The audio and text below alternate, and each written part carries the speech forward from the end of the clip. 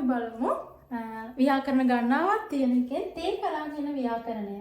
දෙයක් කරාට පස්සේ කියලා තමයි ඒකේ ඒ සිංහල තේරුම හැදෙන්නේ.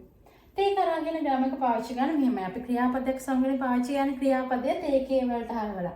ඔයාලා දන්නවා ක්‍රියාපදයක් හරවන්න පුළුවන් ස්වරූප ගණනාවක් තියෙනවා. ඒකක් තමයි තේකේ කියන්නේ. තේ ෆෝම් එක. ක්‍රියාපදයේ තේකේ වලට හරවලා කාණ්ඩ තුනක් යටතේ හදන්න පුළුවන් නේද? පළවෙනි කාණ්ඩ වෙනම ලක්ෂණ තියෙනවා, දෙවෙනි කාණ්ඩ වෙනම ලක්ෂණ තියෙනවා, තුන්වෙනි කාණ්ඩ වෙනම ලක්ෂණ තියෙනවා. එතකොට ඒ කාණ්ඩේ මොන පළවෙනි කාණ්ඩ, දෙවෙනි කාණ්ඩ, තුන්වෙනි කාණ්ඩ කියලා වැටෙන කියලා බලලා ඒ අනුව තේකේකට හදලා ක්‍රියාපදයකට කරා දැම්මට පස්සේ දෙයක් කරාට පස්සේ කියලා හැදෙනවා. හරි. අපි බලමු එක උදාහරණයක් මම ඔයාලට ගෙනල්ලා තියෙනවා. දත් මැද්දට පස්සේ බත් කනවා. හාෝ මිගහු කියන්නේ. මිගහු කියන්නේ මදිනව, දත් මදිනවට. ඒක තේකේ හැරෙවුම මිගයිතේ වෙනවා. කෝ කපලා ඉතේ දානවා. මිගයිතේ. හාෝ මිගයිතේ. තේකේ විතරක් හැරෙවුමද මේකට නෑ. කරාට පස්සේ කියලා හදාන කරාකට එකතු ගන්න. මිගයිතේ කරා ගොහන්නෝ තබෙමස්.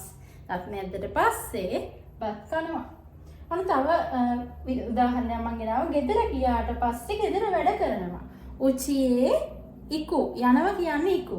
අපිට ඕන ගියාට පස්සේ කියලා. එතකොට ඉකු තේකේ හැදුවම ඉත්තේ වෙනවා. ඉත්තේ කරා. ඉත්තේ කරා ශුකුදයෝ ශිමස්. තේරුණා නේද? මෙතන මේ ග්‍රාමර් එක තියෙන්නේ ඉත්තේ කරා. ඉකු කියලා තමයි යනවට කියන්නේ. ගියාට පස්සේ කියලා හැදෙනකොට වෙන්නේ තේකේ හරවලා ළඟට කරා එකතු කරනවා. ලෙස්සේ නේද මේ ව්‍යාකරණය.